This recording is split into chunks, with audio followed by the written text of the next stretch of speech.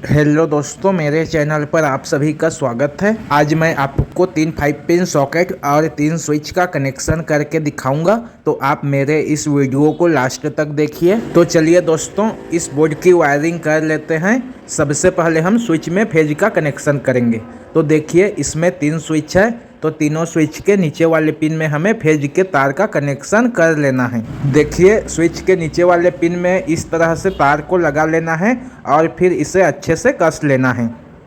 अब देखिए दोस्तों, इस तार को हमें कहाँ पर लगाना है। तो इस तार को हमें इस वाले स्विच में लगाना है। तो मैं यहाँ पर एक तार और ले लेता हूँ और इसी तार में इस तार को ज्वाइंट करके बीच वाले स्विच में लगा देता हूँ। इसमें भी हमें नीचे वाले पिन में ही लगाना है तार को। अगर आप चाहें तो स्विच के ऊपर वाले पिन में भी तार का कनेक्शन कर सकते हैं, यह काम कर जाएगा।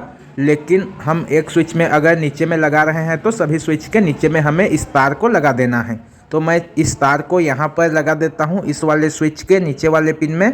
देखिए दोस्तों, इस तरह से हमें तीनों स्विच के नीचे वाले पिन को तार की सहायता से शॉर्ट कर देना है।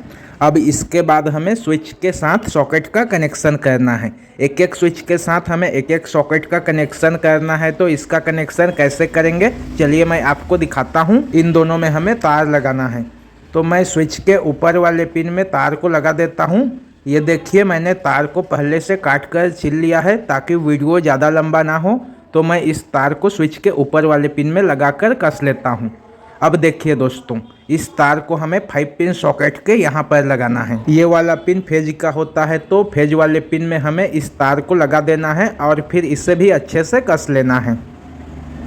अब चलिए दोस्तों, हम दूसरे वाले स्विच सॉकेट का भी कनेक्शन कर लेते हैं। तो जैसे हमने पहले वाले स्विच सॉकेट का कनेक्शन किया है, वैसे ही इसका भी कनेक्शन कर लेना है। स्विच के ऊपर में तार को लगा देना है और फिर इस तार को सॉकेट के फेज वाले पिन में लगा देना है। आप जिस वाले स्विच से जिस सॉकेट का कनेक्शन करना चाहते हैं, उस सॉकेट में स्विच के तार का कनेक्शन कर सकते हैं। यह ज़रूरी नहीं है कि आप स्विच के बगल वाले सॉकेट में ही तार का कनेक्शन करें। आप जिस भी सॉकेट में इसका कनेक्शन करना चाहते हैं कर सकते हैं। देखिए दोस्तों, 2 स्विच और 2 सॉकेट का तो कनेक्शन हो गया। अब हमें इन दोनों का भी कनेक्शन कर लेना है। तो चलिए, मैं एक तार ले लेता हूं और इस तार को स्विच के ऊपर वाले पिन में लगाकर कस लेता हूं। अब इसी तार को हमें सॉकेट के फेज वाले पिन में लगाना है। सॉकेट के एक तरफ L और दूसरे तरफ N लिखा होता है, तो जिस तरफ L लिखा होता है उस तरफ इस तार का कनेक्शन हमको कर देना है।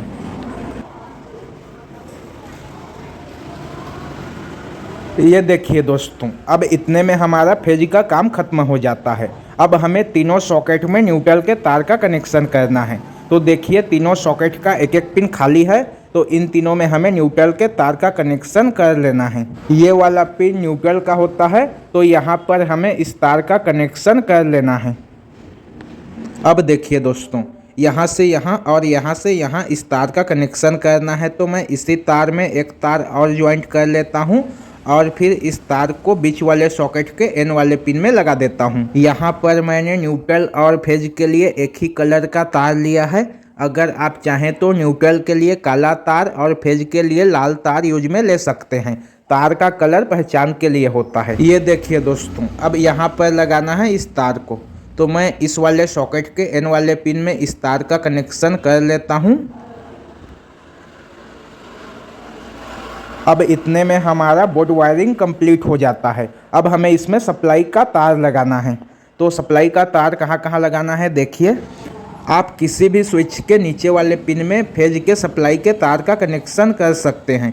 तो मैं इस वाले स्विच के नीचे में फेज के सप्लाई के तार का कनेक्शन कर लेता हूं। आप किसी भी स्विच में इस तार का कनेक्शन कर सकते हैं, लेकिन सिर्फ नीचे वाले पिन में ही लगाना है तार को। अब देखिए, हमें न्यूट्रल सप्लाई कहां पर देना है। तो आप तीनों सॉकेट में से किसी भी एक सॉकेट के N वाले पिन में न्यूट्रल के तार का कनेक्शन कर सकते हैं। तो मैं इसी सॉकेट में लगा देता हूं तार को। आप चाहें तो किसी भी सॉकेट के N वाले पिन में इस तार का कनेक्शन कर सकते हैं। ये देखिए दोस्तों, यहाँ पर मैंने न्यूट्रल के सप्लाई के तार को लगा दिया। अब इसे अच्छे से कस लेता हूँ। अब चलिए, इसको इसके बॉक्स में बंद कर लेते हैं। देखिए, बॉक्स के ऊपर की तरफ एक होल कर लेना है और यहाँ से तार को बाहर निकाल कर इसे अच्छे से फिट कर लेना है और इसके सभी पेज को कस लेना है। अब इतने में हमारा यह एक्सटेंशन बोर्ड बनकर तैयार हो जाता है दोस्तों।